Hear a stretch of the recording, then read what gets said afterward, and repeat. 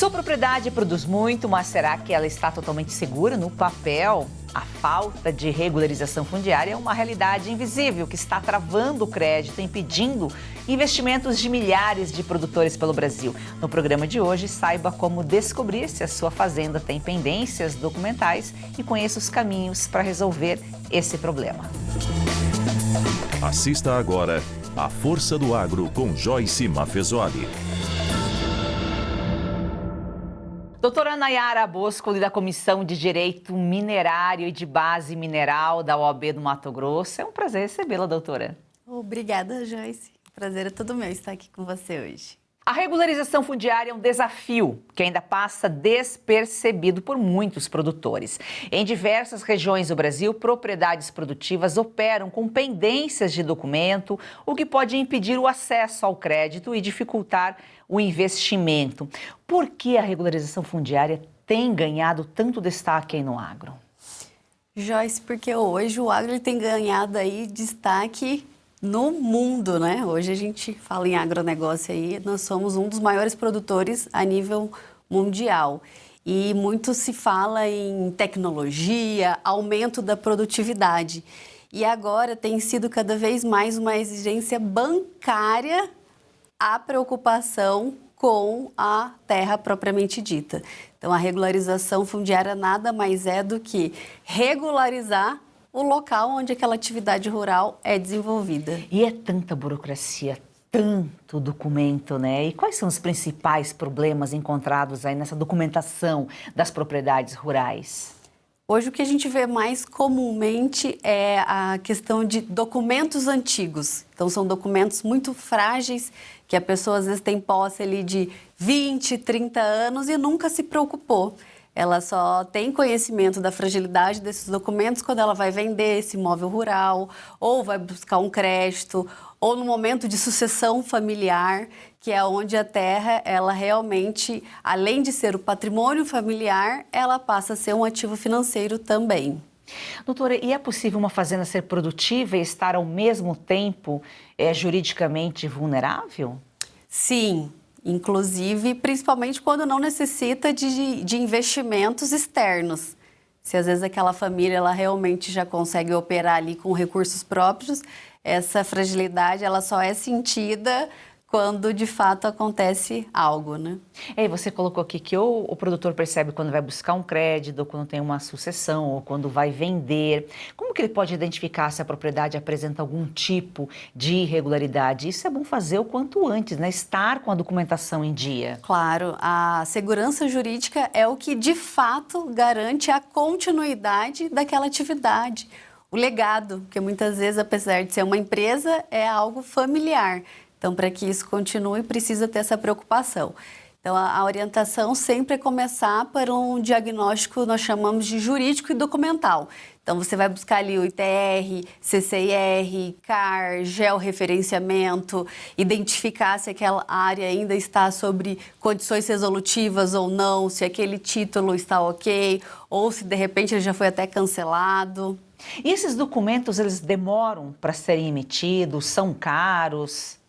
Olha, alguns deles são inclusive bem baratos e outros não são tão onerosos, né? Assim, o que realmente é oneroso é você contratar uma assessoria jurídica especializada, porque a gente trabalha o quê? Assessoria jurídica e também precisa do técnico, porque nós precisamos de memorial descritivo ali da área, os mapas, então eu costumo dizer que é cada um na sua competência ali, habilidade técnica para estar assessorando esse produtor rural. O CAR, por exemplo, não é um documento que demora tempo, porque precisa da investigação. A aprovação dele, sim, né? A aprovação dele, com certeza, ela às vezes demora até 2 anos para se sair hoje um cadastro ambiental rural, né? Mas, por exemplo, sem o CAR, ou a partir do momento que dá a entrada, mesmo ele não estando aprovado, por exemplo, o produtor consegue, ele teria acesso a um crédito? Hoje ele está ficando um pouco mais difícil, porque de acordo com a nova resolução do Bacen, né, que foi editada, inclusive esse ano, para as propriedades acima de 4 hectares, elas precisam também demonstrar a regularidade socioambiental. O que é? Comprovar que não houve desmatamento, que a área está legalmente, né, quanto à questão ambiental, regularizada. E o CAR é uma das formas de demonstrar essa regularização ambiental. E os bancos estão cada vez mais exigentes em relação a essas documentações? Muito. Mas pensando como alguém que atua na área, de uma certa forma, é um meio de obrigar aquele produtor a olhar mais para o seu negócio como um todo. Porque aí você passa a ter exigência fundiária, ambiental e documental. Aí, de fato, há esse olhar mais econômico também para a atividade.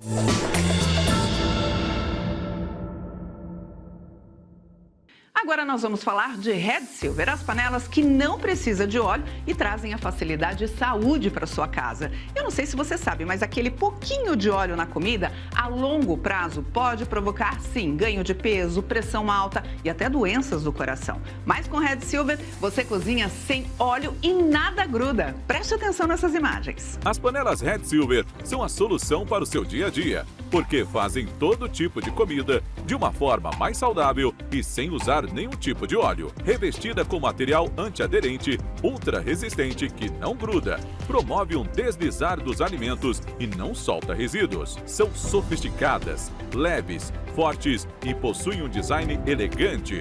A combinação perfeita para a sua cozinha. Gente, não precisa de óleo, não gruda e vai em todos os fogões. E hoje tem promoção. Compre agora pelo QR Code com até 64% de desconto no kit padrão, com 4 panelas mais 4 tampas, igual a esse aqui, ó. Sai por 12 parcelas de R$ 62,25 com frete grátis. E com apenas R$ 10 a mais na parcela, ou seja, 12 de R$ 72,25, você leva o kit família, que conta com assadeira e com panelão de 28 centímetros com tampa. E ganhe de presente este kit com 4 utensílios de silicone para deixar a sua cozinha mais completa. É uma oportunidade única. Ah, e detalhe, usou 30 dias, não gostou? Receba todo o seu dinheiro de volta. É satisfação garantida. Compre agora pelo QR Code ou acesse redsilver.com.br/oeste. Ou, se preferir, mande mensagem no WhatsApp 11 97661 8704. Eu vou repetir, 11 97661 8704. Compre agora e leve saúde, facilidade e praticidade para sua casa.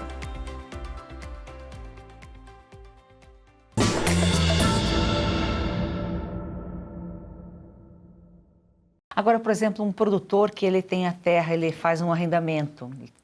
A área que ele está não é dele, é arrendada. A propriedade tem que ter todos esses documentos, inclusive para ele conseguir um crédito, né? Se não tiver com tudo legalizado. Isso. Aí, nesse cenário, existem obrigações que são inerentes à área propriamente, ao imóvel rural. Então, a obrigação ela é do proprietário da área, mas mediante um contrato particular pode ser feito de que as obrigações, como ITR, quem vai pagar vai ser o arrendatário e não o arrendador. Mas o banco, ele não olha quem tem a posse na área, ele olha, sim, quem é o proprietário da área. Por isso que para trazer uma segurança jurídica para ambas as partes, o ideal seria averbar esse contrato de arrendamento na matrícula, que aí o banco vai ter a ciência de quem tem a competência para estar fazendo essa negociação, porque o arrendador vai estar autorizando o arrendatário a estar negociando ali em cima da sua área. E talvez esse seja aí um dos problemas que mais retarda essa documentação, porque o proprietário arrendou, está lá, está recebendo dele e não está preocupado em legalizar a documentação. Só que aí a gente vem a sucessão familiar, que é um dos principais desafios do agro. Vai afetar os processos, vai demorar ainda mais, porque já é algo demorado, né? Que hoje, quanto antes você planejar, preparar para a sucessão, melhor é. Sim, ele é um impacto considerável quando nós falamos em irregularidade, porque nós estamos tratando de algo que é preventivo e não só no caso de um falecimento ou até mesmo de um divórcio.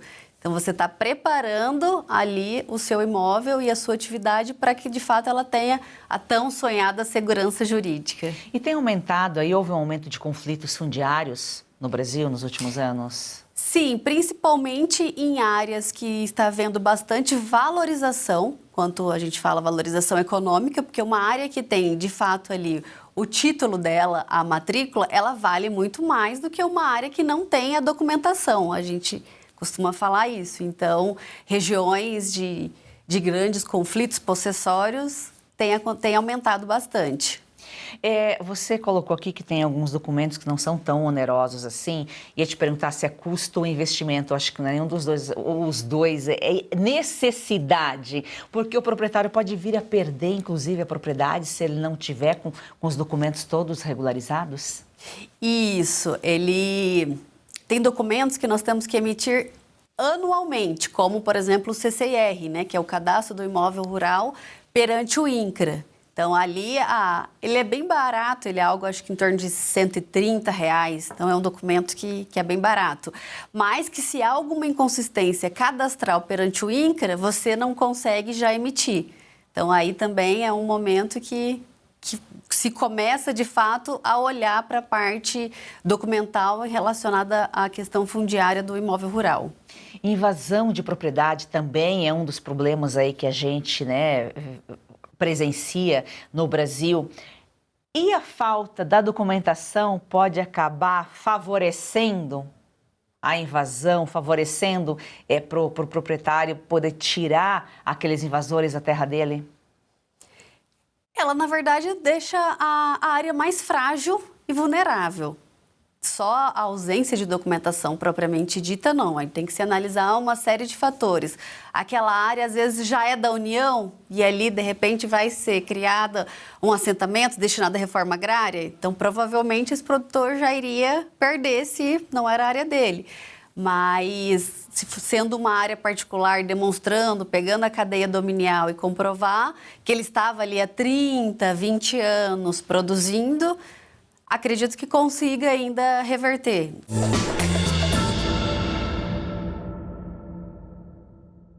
Olá, somos o Chain Capital da empresa Gemas Brilhantes e atuamos com ativos físicos certificados por laboratórios internacionais.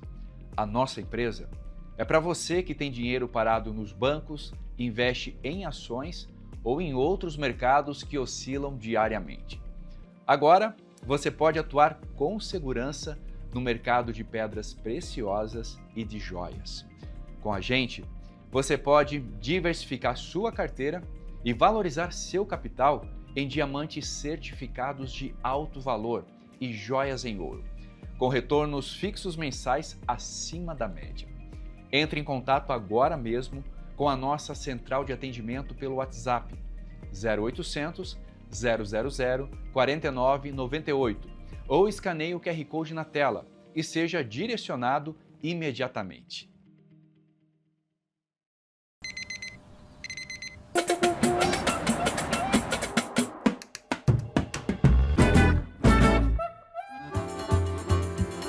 Que Brasil é esse que está surgindo diante dos nossos olhos? O país vai para frente quando quem trabalha tem a liberdade de produzir e investir no seu próprio futuro. Sem a ajuda do governo e sem atalhos. É assim que o Brasil avança. Com o agronegócio forte.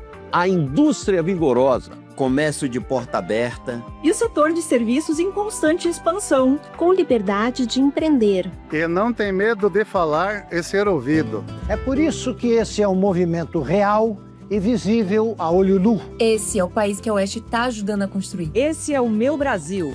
Esse é o meu Brasil. Se você acredita nesse Brasil, assine a Oeste. Faça parte desse Brasil. Faça parte da Oeste.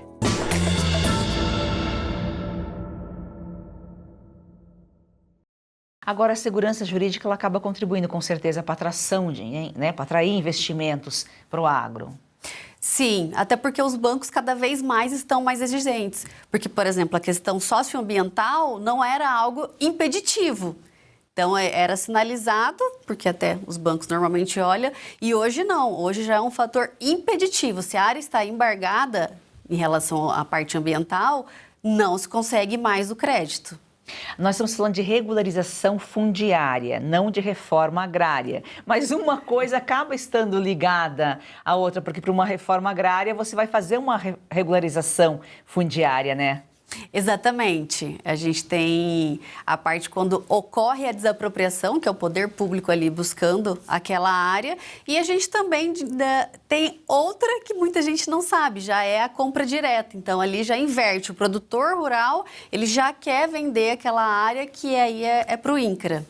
Me chamou a atenção lá quando eu te apresentei que você faz parte da Comissão de Direito, inclusive minerário, e do Mato Grosso, da OAB do Mato Grosso. Ou seja, a gente sabe que o Mato Grosso é uma potência, né?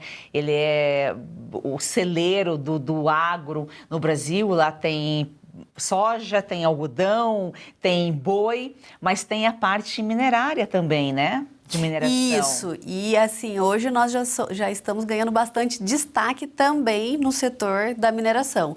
A grande diferença é a extensão territorial. Hoje, para se ter uma atividade minerária, não precisa de uma extensão territorial tão grande como já é a atividade do agronegócio.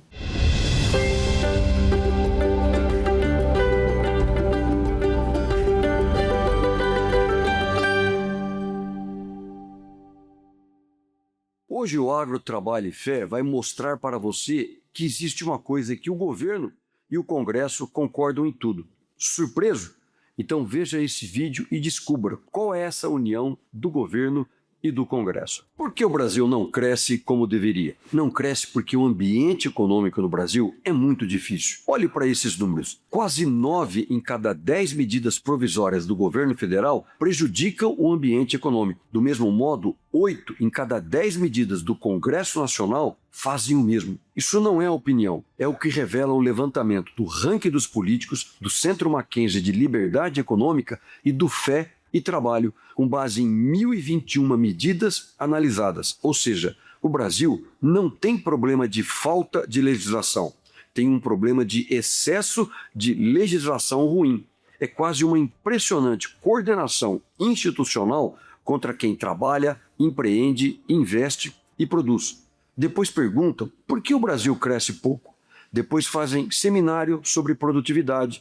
Depois criam um grupo de trabalho para discutir competitividade e depois aprovam exatamente o contrário. Enquanto outros países reduzem tributos, simplificam regras e protegem quem produz, nós legislamos contra nós mesmos com uma eficiência assustadora. 86,5% das medidas provisórias do governo atrapalham. 80% das medidas do Congresso Nacional atrapalham. O problema do Brasil não é a falta de discursos sobre desenvolvimento, é excesso de políticos atrapalhando. Estou falando de um sistema onde regular, intervir e complicar virou a regra e liberar virou exceção. O Brasil tem uma máquina pública especializada em atrapalhar. Se você quer saber por que o Brasil não decola, não olhe para quem trabalha, olhe para Brasília. Os números estão aí. A conta, quem paga é você. Em outubro, o Brasil vai às urnas e cada um desses números, 86,5%, 80% ou 8 em cada 10, tem nome e sobrenome de quem votou. Se você está cansado de pagar essa conta, o primeiro passo não é só compartilhar esse vídeo, é prestar atenção em quem você vai votar nessas próximas eleições. Vote em quem simplifica, não em quem complica. Vote em quem vai diminuir impostos, não aumentar. Porque, no fim, o Congresso que atrapalha o ambiente econômico, ele não caiu do céu. Nós o colocamos lá. Compartilhe se você também está cansado de pagar essa conta. Agora o Agro Trabalho e Fé vai para o Canadá, terra onde nasceu a ONG ambientalista Greenpeace. E lá eles têm um código florestal. Como é que é a questão da sustentabilidade nas fazendas canadenses? Veja esse vídeo. O Brasil é o país que tem a legislação ambiental mais rigorosa de todo o mundo. Para você ter uma noção, os agricultores brasileiros, nas suas áreas privadas, nas suas propriedades, eles preservam mais de 250 milhões de hectares. É uma área gigantesca. Isso significa uma área de preservação, individualmente falando, maior do que 185 países esparramados por todo o globo. Agora, se você reparar bem, outros países continentais, como é o caso da Rússia ou do Canadá, onde eu estou, eles não têm esse tanto de mata nativa que o Brasil tem. E o que eles têm, esse pequeno remanescente, totalmente diferente, são em áreas improdutivas, ou seja, diferente do Brasil, que preserva até mesmo as suas áreas produtivas. E aqui no Canadá nós temos o rio Fraser, que é esse rio aí atrás, é um rio extremamente importante. Ele nasce lá nas montanhas rochosas, ele é o maior rio da Colômbia Britânica, ele é um rio importante no fornecimento de água, na pesca da truta. Talvez aqui seja o melhor lugar do mundo para se fazer a pesca do esturjão. Mas num rio tão importante como esse, diferente do Brasil, que tem o nosso Código Florestal, eles não têm as áreas de preservação permanente. Aquelas matas ciliares, as margens dos rios, você não encontra isso aqui no Canadá, muito pelo contrário, eles utilizam essas áreas. Se você vê aqui agora ao lado, você tem aqui uma fazenda canadense produtiva e eles não só constroem e fazem as suas rodovias dentro das suas APPs, como as suas fazendas elas chegam até nessas áreas de preservação permanente do Brasil, ou seja, isso aqui jamais seria permitido no Brasil. Agora, a ironia disso tudo é que o Canadá é o berço do Greenpeace, uma ONG que tem atacado violentamente o Brasil, que tem atacado o agronegócio brasileiro, mas é interessante que eles não praticam aqui nada daquilo do que nós já fazemos lá através do Código Florestal Brasileiro, que é a preservação das APPs, algo tão básico. Por isso, você não tenha dúvida, quem mais protege hoje o meio ambiente é o agricultor brasileiro. Nem mesmo aqui no Canadá, o berço do Greenpeace se protege tanto como nós protegemos o nosso meio ambiente no Brasil.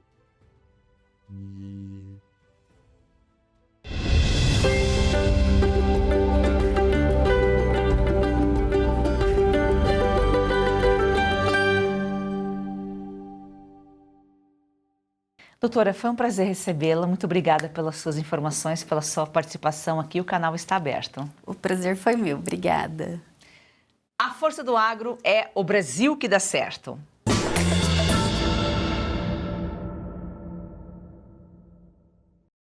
Em um momento de reconstrução e solidariedade, o agro brasileiro se mobiliza para ajudar a população da Venezuela com uma campanha de arrecadação de alimentos. A ação reúne entidades do agro brasileiro e venezuelano.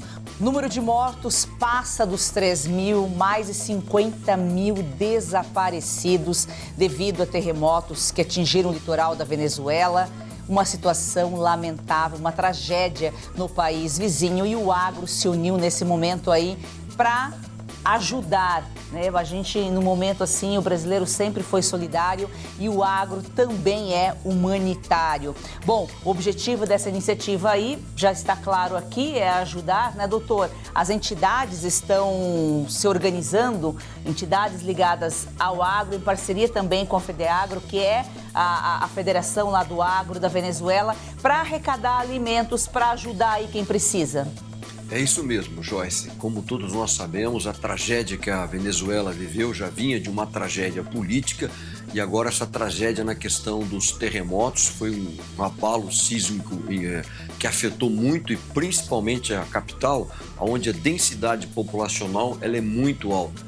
Então, nesses momentos, imagine você, o teu vizinho tem algum problema muito sério, você apenas não manda uma notinha de solidariedade, você manda comida, você manda água.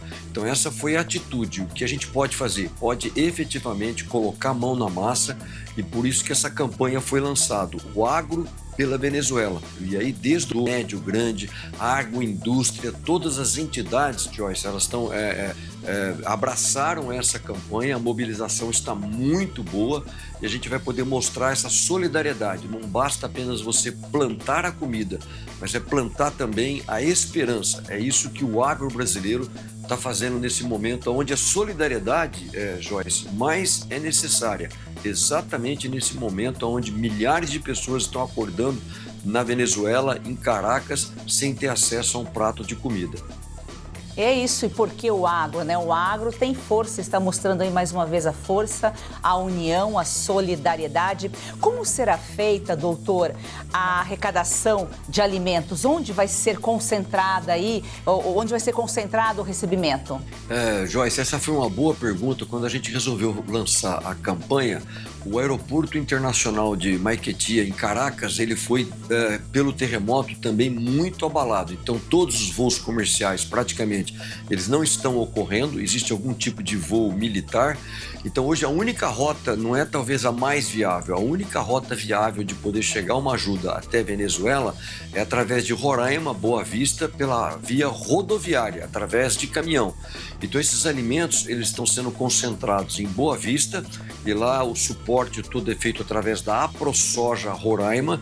Ela tá guardando esses alimentos, está preparando eles em kits, já que possam ser distribuídos. Então, não adianta um fardo grande de arroz, a gente está dividindo isso em kits, o arroz, o feijão, o óleo de soja, a água. Por incrível que pareça, Joyce, ontem, por exemplo, um dos pedidos das entidades venezuelanas era a água, tamanha carência que eles estão tendo hoje em Caracas. E aí, por caminhão, eles vão sair de Boa Vista, vão até Pacaraima, que está na divisa. Pacaraima, eles vão fazer Santa Helena de Huairén e dali eles vão chegar em Caracas. É uma rota aproximadamente de 1.200 quilômetros. E o nosso espelho, a nossa contraparte, Joyce, na Venezuela é a FEDEAGRO. Uma coisa interessante, até um pouco diferente daqui do Brasil, eles têm uma federação que se chama FEDEAGRO, e a FEDEAGRO na Venezuela, ela reúne todas as outras entidades do agro venezuelano. Então nós entramos em contato com eles e eles aí procuraram entidades, e aí hoje a entidade mãe da distribuição desse alimento lá em Caracas vai ser pela Caritas. Talvez hoje seja a ONG, a entidade assistencial mais atuante nesse momento humanitário da Venezuela. Então foi essa parceria que a gente fez. A gente quer ter muita certeza de que cada quilo de alimento doado aqui no Brasil, ele efetivamente chegue nas mãos dos necessitados lá na Venezuela. Agora, doutor, a concentração é Boa Vista, mas como os alimentos vão chegar até lá? Vocês têm postos de arrecadação em outras regiões? Por exemplo, alguém que está no Sul, São Paulo, e quiser doar, como faz para esse alimento chegar até Boa Vista? Aí tem duas maneiras, Joyce. São várias entidades que estão participando. Por exemplo, ontem nós tivemos o fechamento da Associação Brasileira dos Produtores de Proteína Animal. São basicamente os produtores de suínos, os produtores de frango, e aí eles resolveram fazer uma doação em dinheiro, e essa doação está sendo transformada em alimentos lá em Roraima, em kits que estão sendo comprados.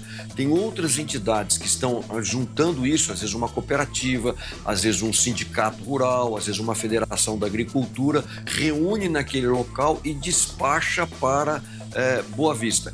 Pode ser que, se o volume for muito grande, a gente vai fazer uma concentração em Guarulhos, aí de Guarulhos a gente vai mandar por via aérea para Boa Vista e dali vão seguir por caminhões. Existe, Joyce, uma conversa que se iniciou ontem junto com o Itamaraty, a Agência Brasileira de Cooperação.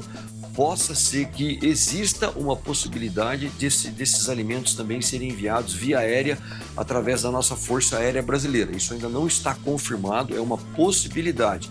Agora, o que é importante? A gente já envolveu a Venezuela, porque a gente também quer fazer uma doação de um alimento do que eles estejam precisando.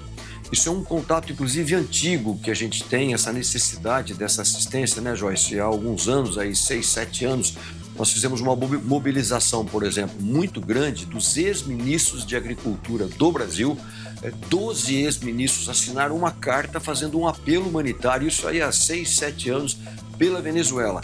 Então sempre houve essa ligação com o agro venezuelano. E nesse momento, através da FEDEAGRO, Associação dos Ganadeiros, Associação dos Agricultores, dos Arrozeiros da Venezuela, a gente mobilizou isso tudo e eles estão sendo responsáveis pela recepção e a distribuição desse alimento lá. O que é importante? Então aqui você pode procurar a sua entidade ou você pode fazer uma doação pela conta da AproSoja, aí você tem a conta, você tem o Pix, você pode passar uma ordem de pagamento e aí nós vamos canalizar isso para comprar esses produtos. Inclusive tem, por exemplo, produtores de óleo de soja lá em Boa Vista, que a cada litro de óleo de soja que você doar, eles vão também doar mais um. Então é uma campanha que tem um efeito multiplicador muito grande.